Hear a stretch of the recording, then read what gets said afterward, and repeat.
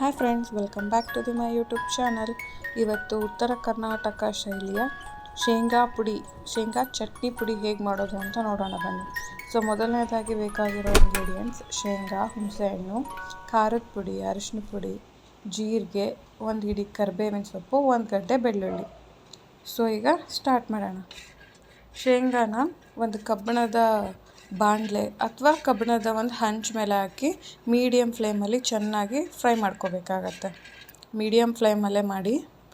ಈಗ ಒಂದು ಸ್ವಲ್ಪ ಜೀರಿಗೆ, 1 ಟೀ ಸ್ಪೂನಷ್ಟು ಜೀರಿಗೆನ ಹಾಕ್ಕೊಳ್ಳಿ. ಡೈಜೆಷನ್ಗೆ ಒಳ್ಳೆಯದು. ಜೀರಿಗೆನ ಹಾಕ್ಕೊಂಡು ಚೆನ್ನಾಗಿ ಫ್ರೈ ಮಾಡ್ಕೊಳ್ಳಿ. ನೋಡಿ, ಈ ರೀತಿ ಚೆನ್ನಾಗಿ ಇದನ್ನು ಫ್ರೈ ಮಾಡ್ಕೋಬೇಕಾಗತ್ತೆ, ಸಣ್ಣ ಉರಿಯಲ್ಲಿ ಕೆಂಪಗಾಗೋವರೆಗೂ. ಈ ರೆಸಿಪಿ ಎಲ್ಲದಕ್ಕೂ ಚೆನ್ನಾಗಿರುತ್ತೆ ಫ್ರೆಂಡ್ಸ್. ಚಪಾತಿಗೆ ಆಗ್ಬೋದು, ರೈಸಿಗೆ, ದೋಸೆ, ಇಡ್ಲಿ, ಈ ಥರದಕ್ಕೆಲ್ಲದನ್ನು ಚಟ್ನಿ ಪುಡಿ ಇದ್ದರೆ, ಸಮ್ಟೈಮ್ಸ್ ಸಾಂಬಾರು ಬೋರ್ ಆದಾಗ ನಮ್ಗೆ ಈ ಥರ ಚಟ್ನಿ ಪುಡಿಗಳಿದ್ದರೆ ಊಟ ಚೆನ್ನಾಗಿ ಸೇರುತ್ತೆ. ನೋಡಿ, ಈಗ ಒಂದು ಕಬ್ಬಿಣದ ಬಾಣಲೆ ಇಟ್ಕೊಂಡಿದ್ದೀನಿ.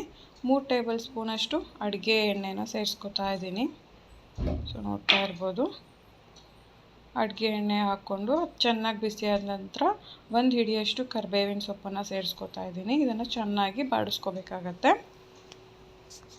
ಈ ರೀತಿ ಮಾಡೋದ್ರಿಂದ ಅಂದರೆ ಏನು ರೀಸನ್ನು ಈ ರೀತಿ ಮಾಡೋದು ಅಂದರೆ, ಸೊ ಇದ್ರದ್ದು ಕಲರು ಮತ್ತು ಟೆಕ್ಸ್ಚರು ಹಾಳಾಗಲ್ಲ ಫ್ರೆಂಡ್ಸ್, ಈ ಟ್ರಿಕ್ಸ್ನ ಯೂಸ್ ಮಾಡೋದ್ರಿಂದ.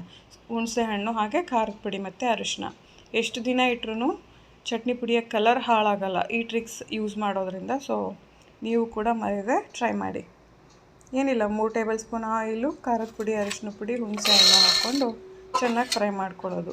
ಈಗ ಆರಿರ್ತಕ್ಕಂಥ ಶೇಂಗಾ ಬೀಜ ಆಗಲೇ ಫ್ರೈ ಮಾಡಿದ್ವಲ್ಲ ಅದು, ಹಾಗೆ 1 ಗಡ್ಡೆ ಬೆಳ್ಳುಳ್ಳಿನ ಬಿಡಿಸ್ಬಿಟ್ಟು ಹಾಕ್ಕೊಂಡಿದ್ದೀನಿ. ಫ್ರೈ ಮಾಡಿರೋ ಜೀರಿಗೆ ಕೂಡ ಸೇರಿಸ್ಕೊತಾ ಇದ್ದೀನಿ. ನೋಡ್ತಾ ಇರ್ಬೋದು. ತುಂಬ ಚೆನ್ನಾಗಿತ್ತು ಫ್ರೆಂಡ್ಸ್ ಟೇಸ್ಟು. ಫ್ರೈ ಮಾಡಿಕೊಂಡೆ ಅಲ್ವಾ, ಸೊ ಅದು ಇಂಗ್ರೀಡಿಯೆಂಟ್ಸ್ನಷ್ಟು ಹಾಕ್ಕೋತಾ ಇದ್ದೀನಿ. ಈಗ ಲಾಸ್ಟಲ್ಲಿ ಸ್ವಲ್ಪ ಉಪ್ಪು ಕೂಡ ಸೇರಿಸ್ಕೊತಾ ಇದ್ದೀನಿ, ರುಚಿಗೆ ತಕ್ಕಷ್ಟು. ನಾನು ತೊಗೊಂಡಿರೋದು ಸ್ವಲ್ಪ ನನಗೆ ಖಾರ ಕಮ್ಮಿ ಅನಿಸ್ತು, ಹಾಗಾಗಿ ನಾನು 1 ಟೇಬಲ್ ಸ್ಪೂನಷ್ಟು ಖಾರದ ಪುಡಿನ ಹಾಗೇನು ಸೇರಿಸ್ಕೊತಾ ಇದ್ದೀನಿ. ಇವಾಗ ಇದನ್ನು ನಾವು ಗ್ರೈಂಡ್ ಮಾಡ್ಕೋಬೇಕಾಗತ್ತೆ. ನೋಡಿ, ರೆಡಿ ಆಯಿತು ನಮ್ಮ ಚಟ್ನಿ ಪುಡಿ. ಸಿಕ್ಕಾಪಟ್ಟೆ ಚೆನ್ನಾಗಿರುತ್ತೆ, ಮಿಸ್ ಮಾಡದೆ ಟ್ರೈ ಮಾಡಿ.